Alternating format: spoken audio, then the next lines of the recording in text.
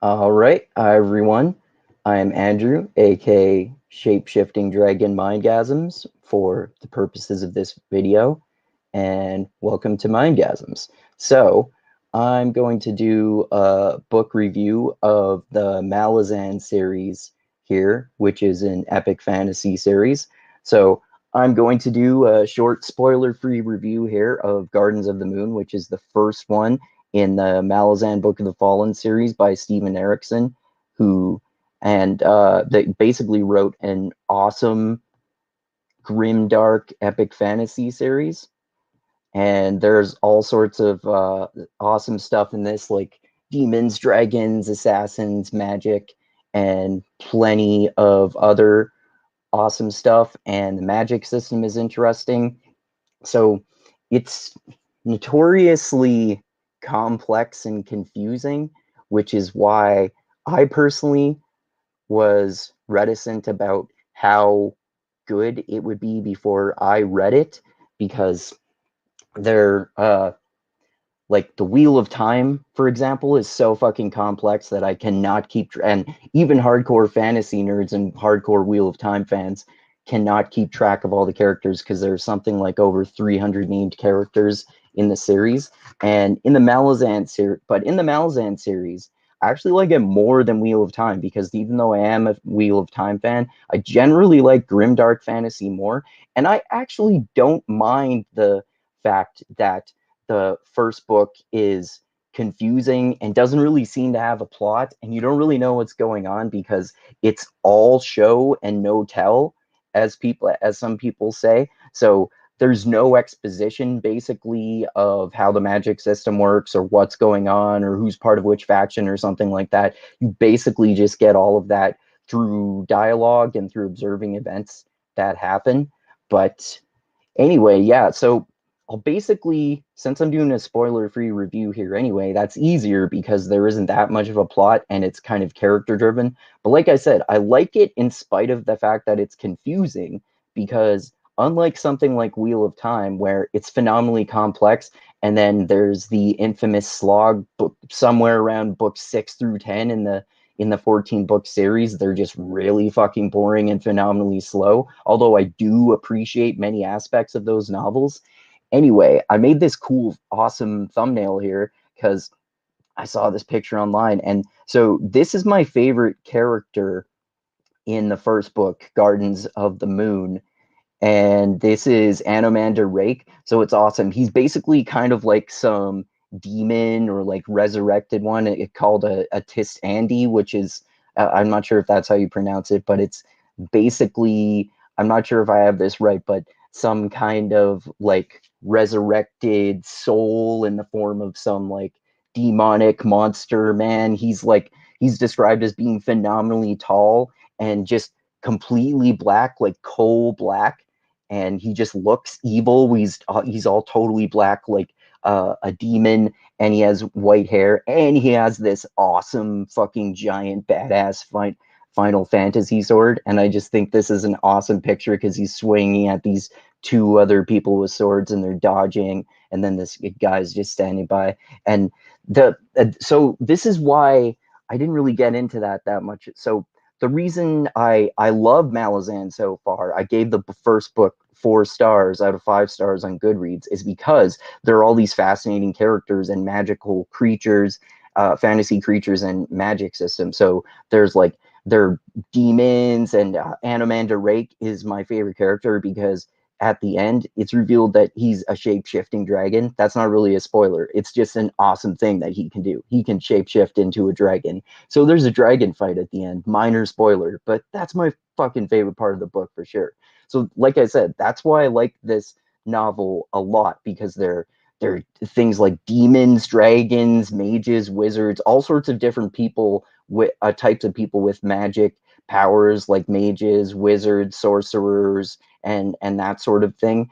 And they have these awesome epic magic battles with each other, like throwing fireballs and magic streams of awesome magic at each other. And they're sometimes in the magic battle there, it describes them as tearing each other's skin off and shit like that, almost killing each other, but then they only survive by healing themselves after.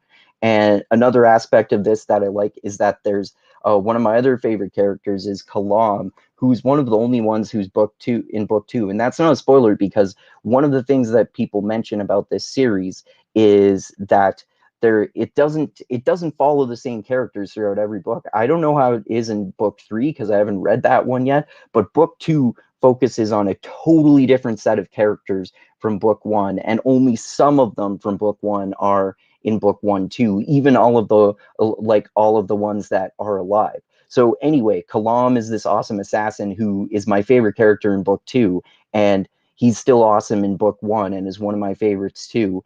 And he is an assassin in the Assassin's Guild, but there's basically a civil war in the Assassin's Guild. So that's part of part of a lot of the awesome combat in this first book here, with Kalam and the other assassins poisoning each other and shit. And another interesting aspect of this world in Malazan is that it seems like kind of anyone, or at least a wide variety of different people, can use magic in different ways. So like Kalam, for example, and other assassins, they have what seem like minor magic powers in comparison to like the wizards, witches, mages, and etc. So that's really cool that like all of these different characters can use magic to different degrees, and you learn a little bit more about the magic system as the series goes along. But basically all I know about it now is that the magic system works with what are called warrens, which are these kind of sources of energy that you tap into in order to use magic. And basically, what's interesting about that is that they're actually physical places that you're tapping into the magic systems of in there, and you can actually put things in there and you can travel through those places. But we don't really even get to that in book one. They barely even explain the magic system. But so another character I like is Paran, who is this other sort of like badass warrior character, and he's my second favorite character in the book, I would say, and he gets in all sorts of awesome combat scenes too. And there are so many characters, it's hard to keep track of them, but there's one that's actually an animate and sentient puppet. I forget what the name is, but I'm gonna look this up. Puppet in Gardens of the Moon. And Hairlock, that's his name. Quick Ben is another one of the characters who created Hairlock. So the ritual performed by Quick Ben, in which so he's a wizard or a mage or something like that, if I remember correctly. One of the characters with magic powers. So ritual performed by Quick Ben, in which Hairlock's soul was shifted into the body of a puppet, was known as soul shifting. Okay. Having finished with the puppet, the hounds turn. Oh yeah, there are these demon hounds too, which are really cool. And Anomander Rake, or actually, I don't remember whether it's Anomander Rake or Paran. Both of them have these awesome magic swords. Multiple characters have awesome, super-powered magic swords. So there's a scene where Karan kills a whole bunch of these hounds. Um, uh, about a bunch of these hounds with his magic sword, even though a regular weapon is not supposed to work on them. So it only works because he has this awesome magic sword. So yeah, Hairlock is another interesting character, though. Literally a puppet with a human soul, a soul in it. A soul was shifted into the body of the puppet. So that's really interesting too. There's also another character that is a raven, and that's interesting too, because we have some scenes in the Gardens of the Moon from the perspective of Hairlock the puppet, because we jump around between a whole bunch of different characters throughout the book. And we also have the Raven character called Crone. I just looked this up here because I forgot the name of the Raven at first. Crone was over 120,000 years old and the eldest of the great ravens. In Gardens of the Moon, she thought of her thousands of years of life and the wisdom they had earned her. However, food was often foremost on her thoughts. Yeah, that's another interesting aspect of the Malazan series, especially in the Gardens of the Moon. I think actually more so than in the second book, Dead House Gates. There are several time jumps that are way far forward into the future by thousands of years or something. And some of these characters, many of these characters, even most of them, are basically immortal because they come from some sort of supernatural realm, or they have magic powers that can extend their life in something like that. So that's another interesting aspect of it too. And also there are some characters that are there in the earlier parts of the book but not later, but we mostly focus on the ones that are there throughout the entire book. So anyway, yeah, I think this is a good little rapid spoiler-free review. And like I said, I'm just describing the characters here.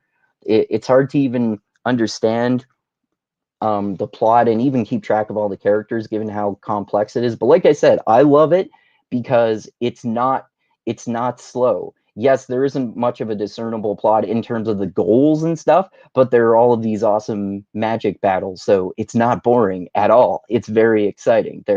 Like I said, there's a dragon battle, there are wizards and mages fighting each other, there are people fighting each other, there are people fighting these demon hounds, demons fighting each other, people fighting other demons, and assassins fighting each other, and demons, and all sorts of other awesome magic battles and fascinating magic system and fascinating characters. So yeah, especially if you like character-driven fantasy, like A Song of Ice and Fire / Game of Thrones, or like a Lord Grimdark, aka Joe Abercrombie's First Law series, or like Stephen King. If you're not talking about specifically fantasy, most of Stephen King's books, if not all of them, are extremely character driven.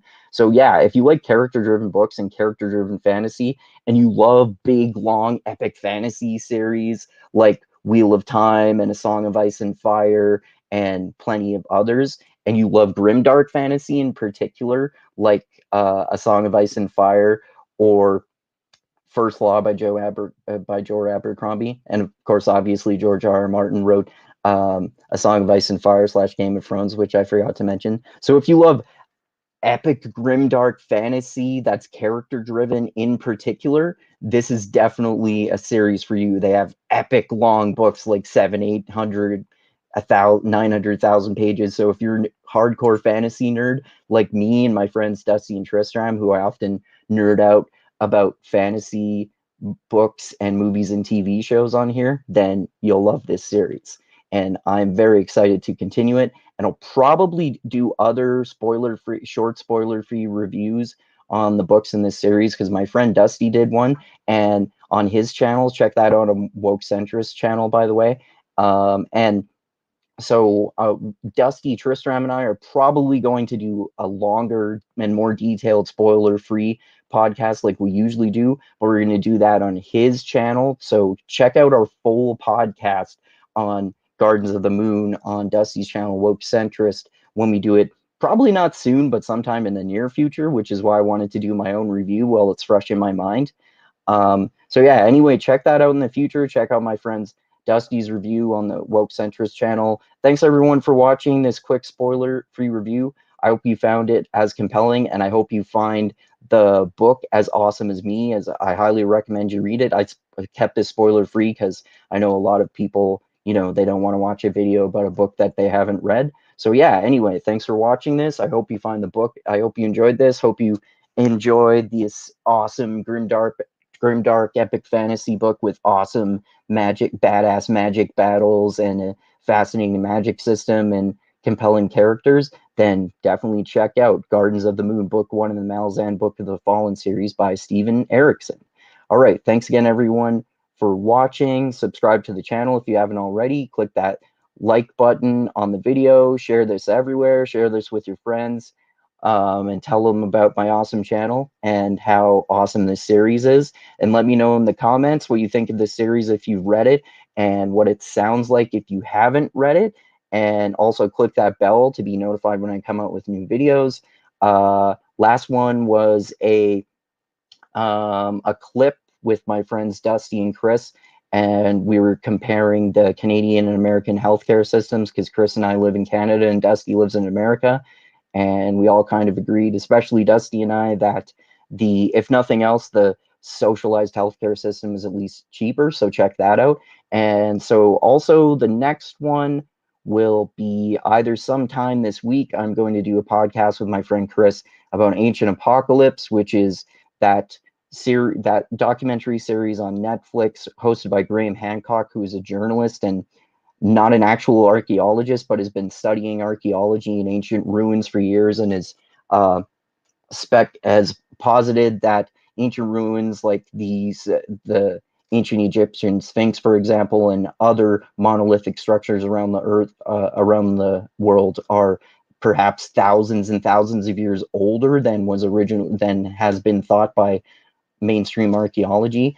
And it's also about, so basically his theory is that an advanced civilization was wiped out 12,000 years ago by a bombardment of comets called the Younger Dryas impact, and this is called the Younger Dryas impact hypothesis, which other people came up with.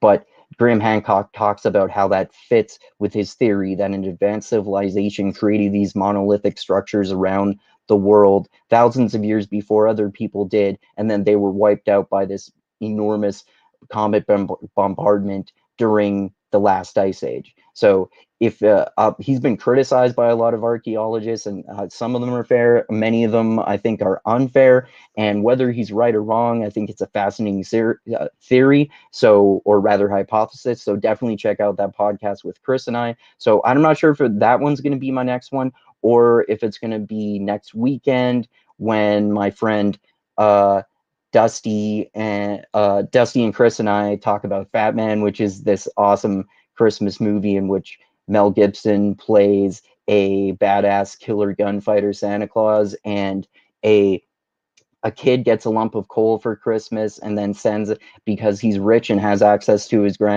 rich grandmother's money, he sends an assassin after Santa Claus. And there's also a subplot about how the elves start manufacturing weapons for the U.S. military because they wanted to make a deal with Santa Claus because the elves are good workers, and Santa has been losing money due to the loss of Christmas spirit, so he needs to make more money. Anyway, so check out both of those upcoming ones and the last one. And yeah, thanks again, everyone, for watching.